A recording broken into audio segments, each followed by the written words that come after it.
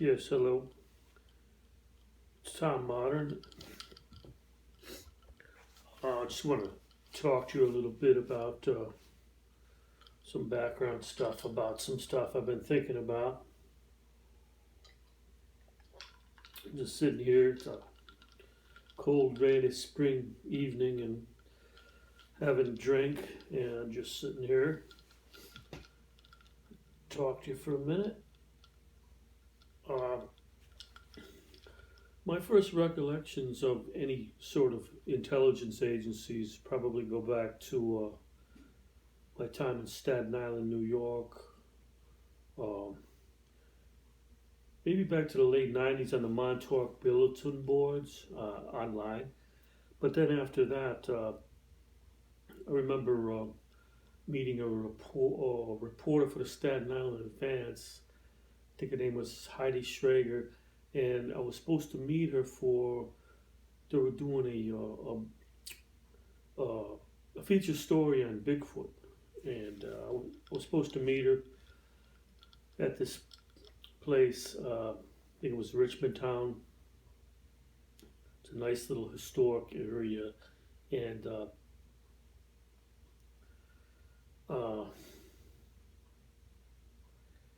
I remember I was sitting in the parking lot, waiting for her, and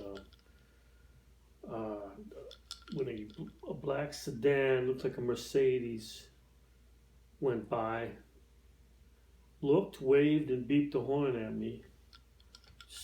Anonymously out of the blue. It was like, you know, it was like, it was pretty stereotypical, but I knew who they were. I mean, it was sort of obvious, that they were tipped off that they were supposed to meet there. But I don't want to go too heavily into that. But well, from my experience, there were these beings. I don't know if you could call them dogmen or something, living on the island there. They don't look like your average idea of a Bigfoot creature. Um, they're not. They wouldn't win any beauty contest, that's for sure. But the good thing is they didn't seem too interested in humans. They whatever they were up to didn't involve people. Um, I think they were just concerned with food gathering and things like that. But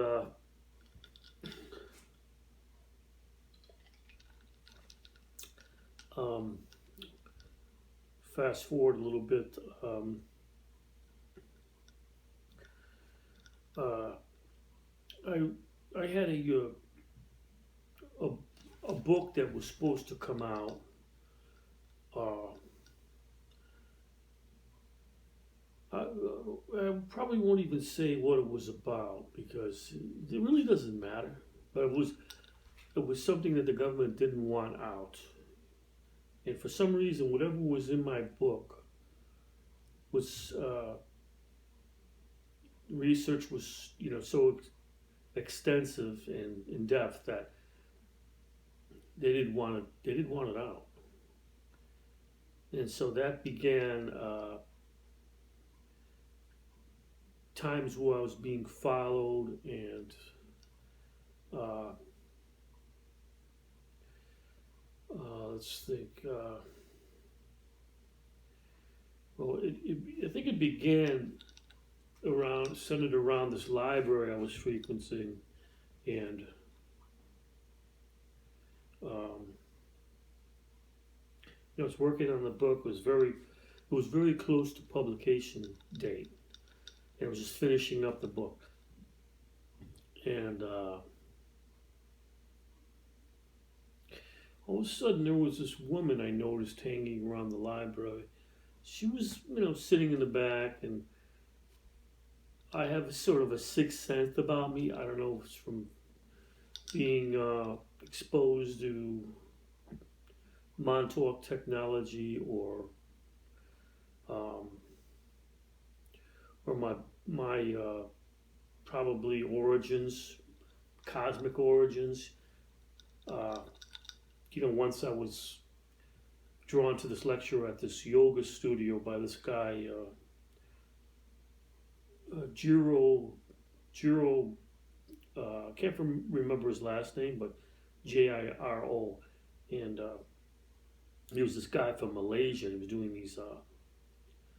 He was doing this lecture at this yoga studio, and I felt compelled to go there. It was supposed to be about UFOs, and he was channeling some sort of light beings or something. So I went there, and it's in a Manhattan yoga studio, and he started channeling these light beings, and I just thought it was all very funny. It was just well, what's this guy about? What is he doing? And then all of a sudden, my body temperature started going up, and it felt like I was being like strangled. Then I got a little bit freaked out. I was like, whoa, what's going on here?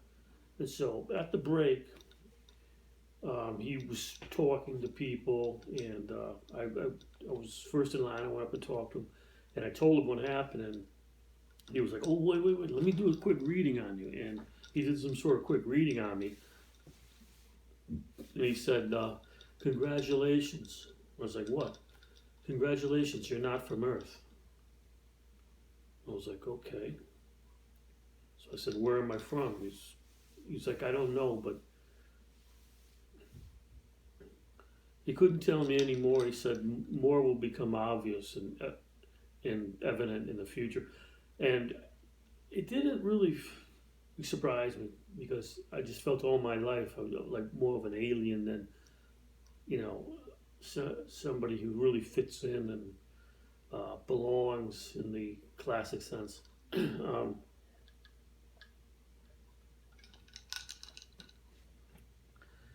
so fast forward, I think I have some inherent sort of sixth sense at times. And so I'm in this library, back to Staten Island, New York. And I was noticing this woman was in there, and she was totally out of place, fish out of water. I took one look at her, and I didn't like her. I knew something was up with her. And so the next day, whatever, I'm on the computer. These are the ones that you sign up for. And also had a bag with my laptop behind me, sort of like right behind me on a chair. And all of a sudden, the same woman, she starts walking up to this table behind me and pretending like she was reading these flyers on this table, which were nothing flyers. They're like, Tupperware meeting next Thursday. And basically, for some reason, I have really good eyesight. I could sort of see behind me. All I need to do is turn my head just a little bit. I could see about 60 degrees behind me. And I'm watching, so I'm sitting around the computer, and I'm watching this woman get closer and closer to my laptop in my back. So I'm like waiting, waiting until she gets closer and closer. Then all of a sudden, her hand is on my bag. So immediately I turn around, excuse me. And she, got very flustered and,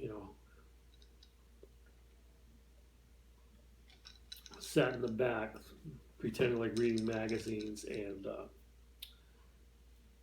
basically, I sort of knew at that time who she was. So number one, I wasn't going to make a huge fuss out of it.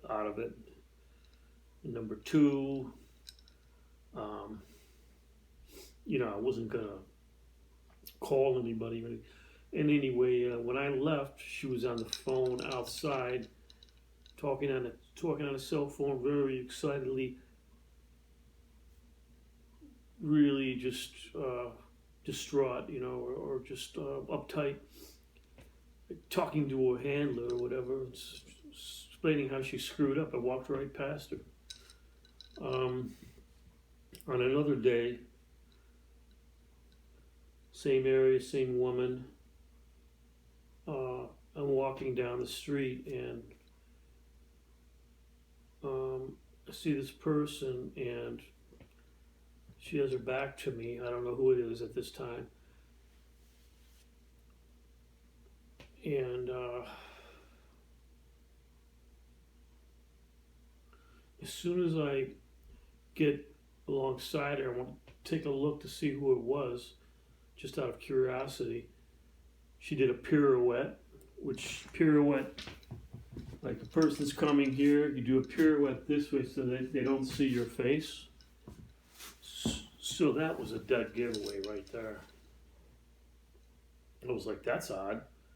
Oh, and then it just dawned on me that's that same woman. So now she's got her back to me again and she can't really turn around. So what she does, she slipped into a store,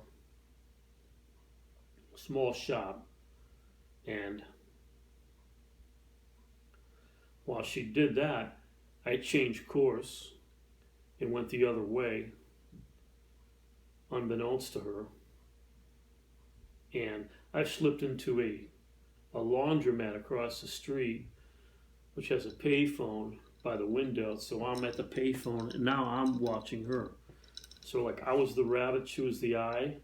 Now she's the rabbit, I'm the eye. Okay.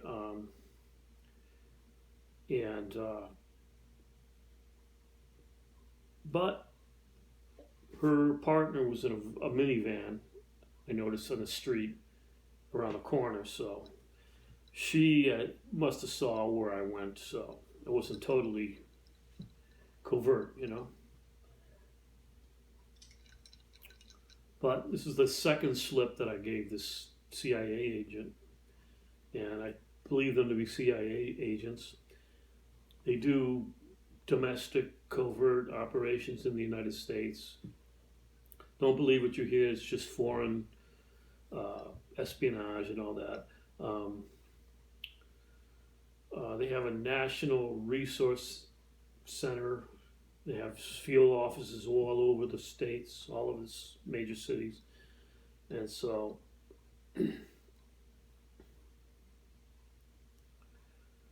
basically what I think happened after that was the minivan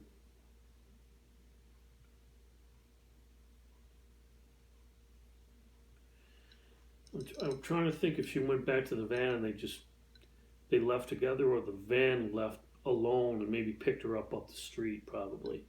So that was the end of that.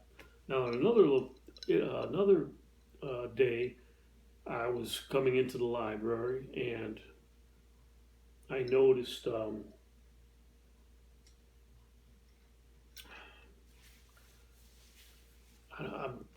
struggling to remember if I recognized her, but it was the woman in the minivan, heavy set lady, kind of a little bit stocky. She was outside the library and it appeared to be talking to kids that were going in or something. So I was like, oh, that's odd. And when I went into the library, I heard one of the kids say, yeah, she asked me if I want to work for the CIA. She asked me if I want to work for the CIA. Then I was like, these like black kids, they wanted nothing to do with this woman. They knew this was like no good. This was, suspicious. And I told the kid, I go, yeah. She said, that's what she said? I was like, yeah, it's me she's after. In other words, they wanted to get these kids to run a little operation inside the library, maybe steal my laptop, something like that. And I was like, you gotta be kidding me. So,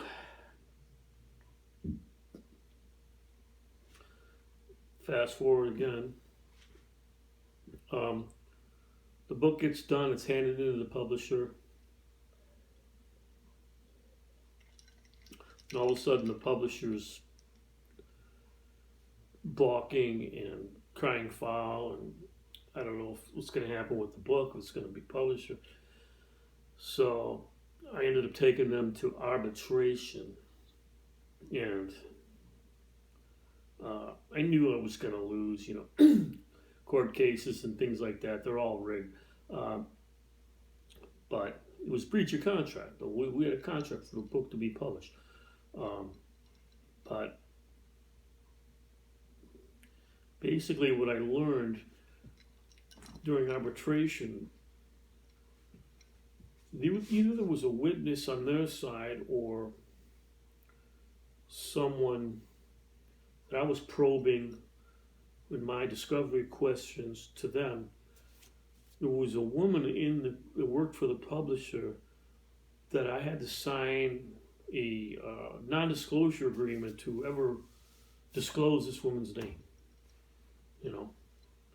So I never did, but I always wondered what was with that. I mean, was that, they always say there's a CIA plant in newspapers and publishing, blah, blah, blah, blah, blah. I don't even remember her name, but if I wanted to look it up, I can't say it.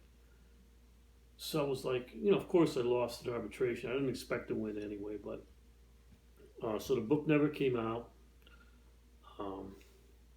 They didn't shut it down the way that they wanted to shut me down, but fast forward again. One day I was in Manhattan and I ducked into a Starbucks coffee to get a coffee and 7th Avenue, and all of a sudden when I came back with my coffee to the condiment table, there was this tallish woman, long hair, and she was closing up the milk bottle, but real fidgety, real nervous like. And I was just like, what's eating her? What's into her? So I didn't think much of it. Poured the milk into my coffee. Then I noticed there was this black things, like I thought it was coffee grounds. So I should have thought about it. I didn't think about it. And, finished my coffee. I noticed on the bottom there was a black little spot with like residue. I was like, wow, that's odd. I wonder what that was. And the next morning, the whole world was spinning. I couldn't even get up. Couldn't even get out of bed. So I slept till like 2 p.m. just to be able to stand up and wake up. And I knew, I thought back to the day before what had happened. I knew I had been recognized. Someone followed me in. They took a shot at it. However they did it, I don't know if they put it in all 3 milk bottles. Well, he's going to use half and half. He's going to use milk. I don't know how they did it, how she did it. But then I can't come to think of it, was the same woman, but with different color hair. And she was just so insulted and shamed or whatever that, I had given her the slip so many times that she had to take revenge on me and get me back. And so basically it was an assassination attempt on part of the CIA. And nonetheless, I survived. I had chronic fatigue for like 2 years after that. I still don't know what the material it was that I was slipped. But grace of God, faith, got through it. And I think I know other people had gotten it too. I was lucky that I had consumed it as soon as she put it in. It didn't have time to steep or to dissolve. That's probably the thing that saved me also. But I know that other people were sickened because when I returned to that Starbucks, there was no condiment table where the one that I was using was. There was one and it was being watched by, I noticed a guy upstairs watching it. And he was on a laptop, but he might have been watching it also on a laptop. And I said a couple things I remember. I said something to the manager or the worker. I said, yeah, I know what happened. I was the target. And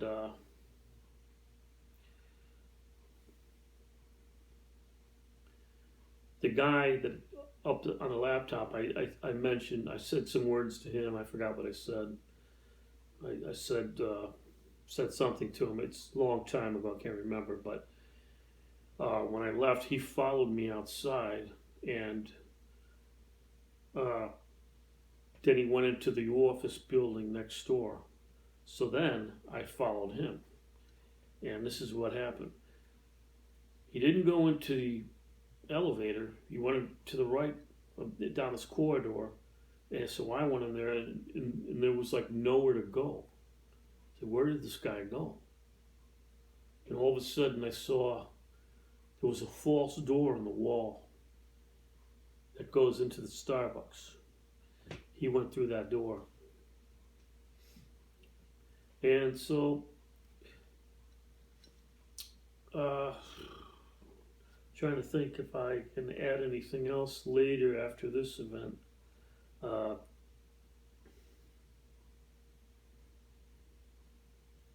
there probably were other little incident weird oddities, but I would never want to be in the CIA. You know, the training's too difficult. It's too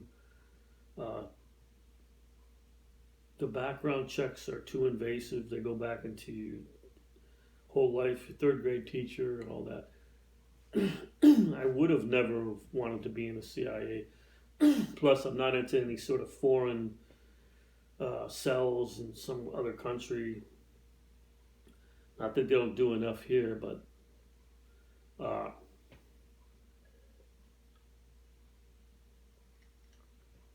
definitely, there's other things that were going on during those times. UFO attempted abduction experience, where I basically surprised a UFO was hovering about 30 feet above my head, silently, no lights. It shot on a white light, and then shot up into the sky about 10,000 feet, stopped, and to the one side of it looked like a skid mark of light almost. It was really weird. Then there was a hexagon, a lighted hexagon pattern on the bottom of this. I suppose it was a disc shape, from what I could tell, and then it was gone very quick. But there's other Bigfoot experiences that I was interested in during those times, and I'd probably do a video on that in the future. But all in all, I don't think the CIA is like the top of my list of great Americans. I don't know. Obviously, the FBI is not full of many patriots these days, and the CIA has been working with certain police departments for years, including the NYPD, and anti-terrorist stuff, and